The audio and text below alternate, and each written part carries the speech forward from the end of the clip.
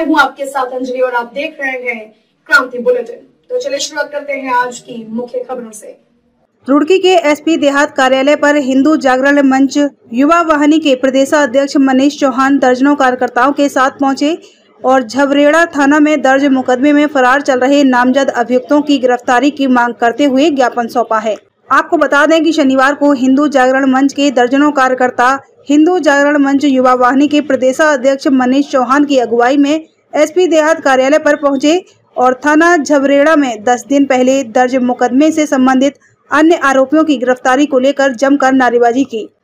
प्रदेशाध्यक्ष मनीष चौहान ने बताया कि थाना झबरेड़ा में 10 दिन पहले पंजाब निवासी युवती ने मुकदमा दर्ज कराया था, जिसमें युवती ने सोनू नामक युवक पर नाम बदलकर शादी का झांसा देने का आरोप लगाकर थाना झबरेड़ा अंतर्गत ग्राम में किसी और से शादी करने का आरोप लगाया था। युवती का कहना था कि जब वह शादी रुकवाने के लिए वहां पहुंची तो कई लोगों ने उसके बाद हिंदू संगठन के कार्यकर्ताओं के साथ मारपीट व लूट की घटना को अंजाम दिया था। वहीं इस मामले में थाना झबरेड़ा में गंभीर धाराओं में आरोपी सोनू समेत कई लोगों के खिलाफ नामजद मुकदमा दर्ज किया गया था, जिसमें 2 आरोपियों की गिरफ्तारी की गई थी। लेकिन 10 दिन बीत जाने के बाद भी पुलिस के द्वारा अन्य आरोपियों की गिरफ्तारी नहीं की गई है। उन्होंने आरोप लगाया कि उक्त आरोपियों में से एक नामजद आरोपी कलीम पर तो थाना छपारा यूपी में 5 से ज्यादा गंभीर धाराओं में मुकदमे भी दर्ज हैं, लेकिन ये सभी आरोपी खुलेआम घूम रहे हैं और पुलिस उन्हें गिरफ्तार नहीं कर रही है। उन्होंने एसपी देहात के नाम ज्ञापन देते हुए जल्द ही नामजद आरोपियों की गिरफ्तारी की मांग की है और कहा है कि अगर अगले जल्द ही आरोपियों की गिरफ्तारी नहीं हुई तो हिंदू जागरण मंच के कार्यकर्ता थाना झबरेड़ा का घेराव करेंगे और एक बड़ा आंदोलन करने को बाध्य होंगे।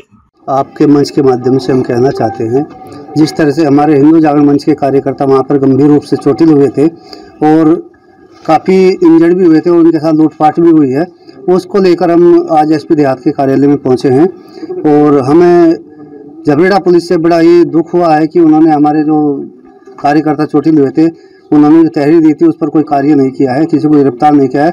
और सबसे बड़ी बात तो ये कि खुलेआम झबरेड़ा थाना में मुजरिम घूम रहे हैं और पुलिस उनको गिरफ्तार नहीं कर रही है। ये बड़ा दुखद विषय है। इसको लेकर ये आज एसपी देहात साहब के पास आए थे।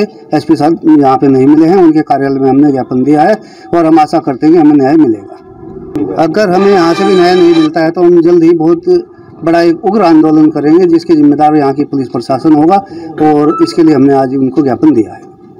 एसपी देहात से हमारी मांग है कि जो लव जिहादी हैं सोनू उर्फ मुंशीर है, जिसने पिछली 21 मार्च में जो झगड़ा किया था तो उसमें हमारे कार्यकर्ताओं को भी चोटें आई थी और वो लव जिहाद का एक मुख्य अभियुक्त है, जिसने अपना नाम सोनू बताकर और हिंदू युवती के साथ में उसने शादी का झांसा दिया उसे और शादी की और उसके बाद एक दूसरी शादी वो 21 तारीख को कर रहा था, जिसे हिंदू जागरण मंच के कार्यकर्ताओं के द्वारा रोका गया।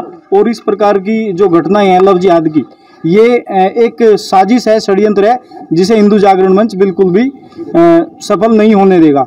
और हमारी एसएसपी महोदय से मांग है कि जल्द से जल्द कलीम, सोनू और उनके जो सहयोगी हैं, जिनके ऊपर छपार में भी कम से कम 5 या 6 मुकदमे दर्ज हैं और ये अपराधी छवि के प्रवृत्ति के लोग हैं, आपराधिक इनकी छवि है और ये समाज के लिए जो है एक कलंक है, तो ऐसे व्यक्ति को तुरंत गिरफ्तार किया जाए और कठोर से कठोर कार्रवाई कर हिंदू युवती को न्याय दिया जाए। सरकार के द्वारा, पुलिस के द्वारा 2 लोगों की गिरफ्तारी की गई थी, लेकिन गिरफ्तारी 21 तारीख को ही उसी दिन की गई थी। उसके पश्चात पुलिस ने इसमें कठोर कार्रवाई नहीं की है।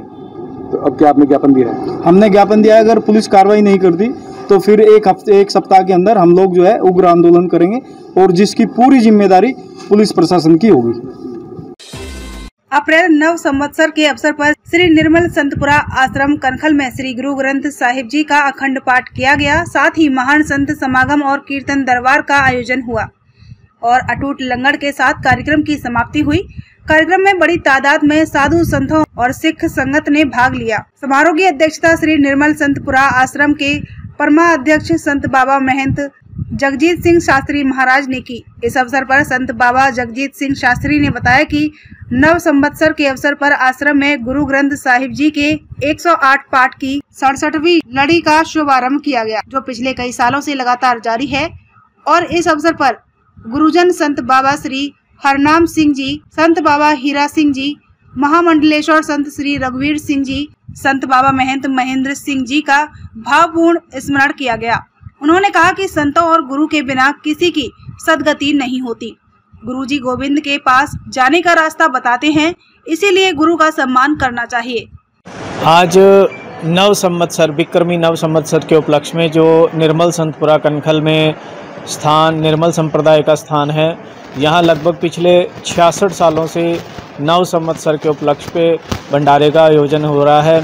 इस बार 67वां जो ये प्रोग्राम आरंभ हुआ, परसों श्री अखंड पाठ साहब आरंभ किए गए, कल शाम को कीर्तन दरबार हुआ जिसमें बाहर से रागी और कथावाचक आए, उन्होंने कीर्तन सुनाकर संगतों को निहाल किया। और आज हर वर्ष की भांति संतों महापुरुषों का भंडारा, जिसमें उन्होंने हमारे पूजनीय संत हरनाम सिंह जी महाराज, संत बाबा हीरा सिंह जी महाराज, महामंडलेश्वर संत बाबा रघुवीर सिंह जी वेदांत शास्त्री और संत बाबा महेंद्र सिंह जी महाराज, इन महापुरुषों को श्रद्धा के फूल भेंट किए और आई हुई साध संगत को आशीर्वाद दिया और भंडारे का आयोजन किया। पूरे हरिद्वार से षट दर्शन साधु समाज सभी संत महापुरुष यहाँ पहुँचे और दूर दूर से बिहार से, कलकत्ता से, दिल्ली से, पंजाब से सारी संगतों ने आकर यहाँ पर आज संतों के दर्शन किए और पुण्य के भागी बने।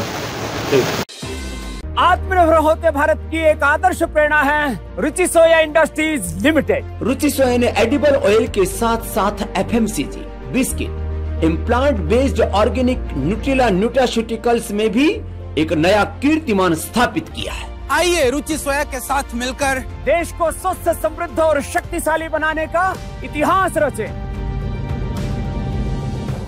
खबर लक्सर से है, जहां इस बार आम के पेड़ों पर बम्पर बौर आया है, जिसे बागवानी करने वाले किसानों को इस बार अच्छा मुनाफा मिलने की उम्मीद है। लेकिन अचानक बदले मौसम की वजह से आमों के पेड़ों पर कई तरह के रोग लग गए हैं, जिसकी वजह से आम की फसल पर इसका खासा असर देखने को मिल रहा है। हालांकि अब बागवानी करने वाले किसान पेड़ों पर कीटनाशक दवाइयों का छिड़काव कर रहे हैं ताकि आम के उत्पादन में गिरावट न आ सके।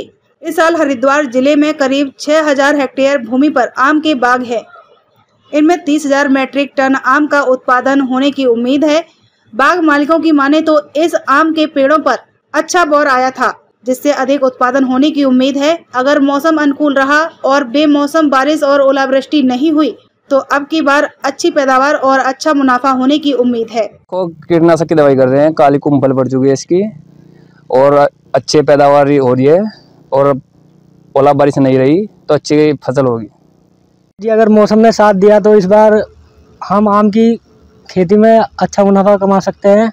और ये जो रोग है बहुत बेकार रोग है, बहुत ख़राब रोग है और जी इस रोग से जी बालर पूरी झड़ जाती है और बालर झड़ने से आम नहीं आ पाता, तो इसलिए स्प्रे कर रहे हैं। और अगर अगले मौसम अच्छे रहे, मतलब आंधी तूफान ना आया, तो हम अच्छा मुनाफा कमा सकते हैं इस आम की फसल से। इंद्रमणि बड़ौनी चौक पर स्थित नटराज होटल में अजगर की सूचना से कर्मचारियों में अफरा तफरी मच गई। जानकारी मिलते ही मौके पर पहुंची वन विभाग की टीम ने अजगर को पकड़कर जंगल में छोड़ दिया। बताया जा रहा है कि चंद्रभागा नदी से अजगर किसी तरह होटल में पहुंचा है।